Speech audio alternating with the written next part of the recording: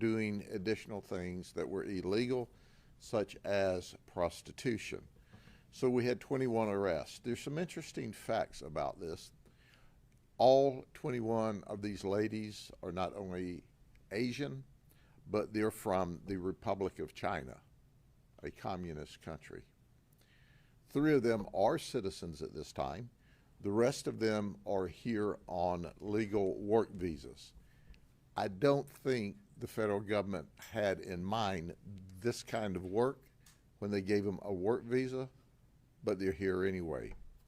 We also found it interesting that when we looked at their addresses, one's from Lakeland, but many of them move around the country. So they're sitting here for a while. One lady said she came from a small town in Oklahoma. One's from New York City. But all of them are from China. It makes you wonder. The oldest is 64 years of age that we arrested. The youngest was 31 years of age. 8 of them claimed to have been married. All of these Asian ladies or Chinese ladies, by their own admission, were at Asian massage parlors. And we have to show you some of the more bizarre events. I'll start out with the most bizarre. And as I pronounce their names, understand I'm born and raised in Polk County, Florida, and these names are from the Republic of China, okay? So I'm just saying. So we don't know if her name is Hing-Ah, Hung, or Jinx Hung, or whatever, but this is who she is. We'll give you the appropriate spelling, and you give it your best shot. She's 60 years of age. I'm sorry, she's 37 years of age. She charged $60 for a massage. Now, this was supposed to be a legitimate massage. My undercover agents asked only for a regular legal massage. But she started upcharging and inappropriately handling, in fact, tried to have full sex with this undercover detective, to the point that he had to push her off and start to get up to leave. She was extremely aggressive, at which point she grabbed him, tried to get him to sit back down. She stood in front of the door so he couldn't leave, and then she tried to hold him down. Now understand, they said this was really interesting because this is a big man, undercover detective, and she, they said, might have been 5 foot tall. She wasn't as big as a popcorn fart, and she was trying to hold this man down. So anyway, she obviously not only got arrested for prostitution, but a litany of other charges that included battery. Then there's Yan Lu. She's from Winter Garden. I neglected to say that Mrs. Hong here was from East Valley, California. So here's one from California. Yan Lu is 64 years of age. She was from Winter Garden. She was paid $60 for 45 minutes of sex. She left the room and she came back with a condom. Now, this was not in a commercial package, but it was wrapped up in like paper, you know, maybe used, okay, and tried to have sex with the undercover. And the undercover she upcharged $290 for a total of $350. She was very, very aggressive. He said, I didn't say one word about illegal massages, happy endings, nothing. And she was aggressive to the point that she actually tried to have sex with him. She got arrested, as you can imagine, for a litany of charges. Then there's Rufin Ren. She was also 64, but she goes by the alias of Susan. She's from Flushing, New York. She wanted $80 for a 1-hour massage. 30 minutes into the massage, all of a sudden she comes out with this exotic oil and starts massaging the undercover with oil. She turns the lights down, and then she started massaging him in areas that constitutes illegal conduct. She was arrested. But during this time, the undercover would say, no, no, no, just a massage, just a massage. So on 3 different occasions, she continued to try to come back and upcharge him to engage in sex. So that got her arrested as well. Then there's Jin Fing Mu. She's 59. She's from Lakeland. She's a U.S. citizen. It was to be a 1-hour massage for $70. She made the statement to the undercover that she travels between New York and Florida. So apparently all of these ladies are on a circuit. They don't stay here for any lengthy period of time. And she then wanted to add $20 for a happy ending for the massage. What's interesting about Jin Fin Mu is that in 2023, December 2023, less than a year ago, she was arrested here by us for the same exact thing in another audit. So these investigations are still underway, and the message is clear that if you do illegal conduct in what is otherwise a legal business, you will be arrested. And I caution customers of going to these kinds of establishments, okay? Now listen, I'm cautioning customers that go to these kinds of establishments. No, we're not going to do one of these craft operations, but maybe somebody's videotaping you.